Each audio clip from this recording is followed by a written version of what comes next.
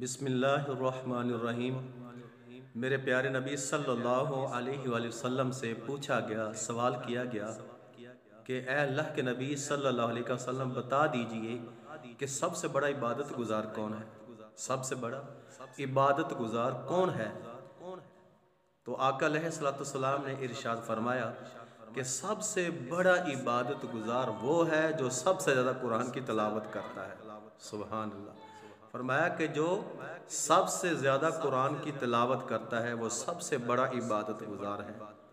और फरमाया कि मैं नहीं कहता कि अलिफ लाम मीम एक हरफ है। फरमाया है कि अलिफ अलग है, लाम अलग है और मीम अलग है। फरमाया कि जो बंदा अलिफ लाम मीम पढ़ता है, अल्लाह पाक उसके नामे अमाल में 30 नेकियां दर्ज फरमा देता है।